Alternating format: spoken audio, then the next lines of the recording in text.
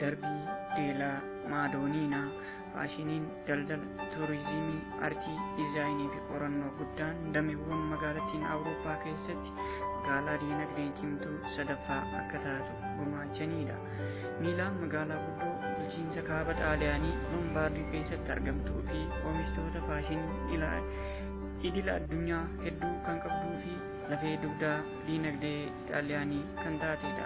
Magaalaan kun bakka mul'ataawwan ija nama hawwatanii fi hawwataa ta'an hedduu of keessaa kan qabdu yommuu taatu, isaan keessaa kaateederaalli guddaa Miilaan kan ijaarsi isaa waggaa dheeraa fudhate ture yeroo adda addatti haaromfamaa as ga'e isa tokko.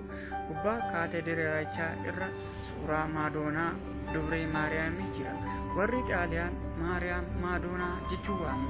Maadooniinaa jechuun suuraa Maariyaam xiqqoo san ibsuuf giiftii xiqqoo akka jechuuti afaan warra Xaaliyaaniitiin.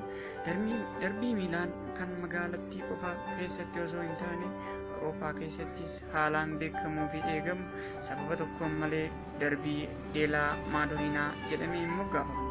Sababa kanaatiin malee dandeettii maallaqaa garaagarummaa gitaa waggoota dheeraan dura wantoonni lamaan kun darbii kanaaf gumaacha guddaa godhaniiru. Tapha Inter Miilaanii fi AC Miilaan waliin taasisan daawwachuuf deeggartoonni intarnaashinaalolee mootorsaayikiliin kubbaa ilaaluuf waan dhufaniif maqaa qoosaa Booskiyaa afaan Xaaliyaaniin afaan keenya yommuu deebiif of jajuu yookaan of dhaadduu kan moggaafaman yommuu ta'u, deeggartoonni AC Miilaan ammoo geejjiba uummataa fayyadamuun gara dirree dhufu.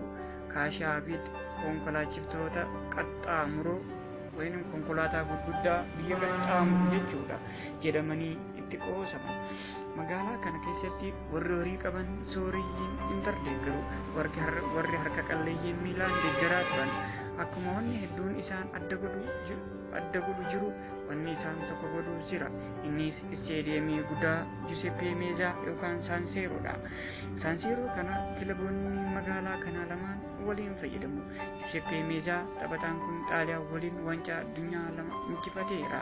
Kilaboota magaalattii lamaaniifuu taphatee jira. Inter Miilaan waliin yeroo gaarii Miilaan caalaa dabarsee jira. Akkasumas Inter Miilaan leenjisee jira.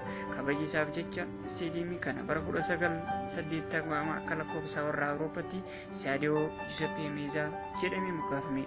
Waggoota dheeraan booda har'a kilaboonni lamaan Shaampiyoons Liigii Awurooppaa irratti wal argu. Eenyu haa injifatu laala. Ullee ilaallaa, oollumaan garra. Horaa bulaa, nagaan oola. Darbii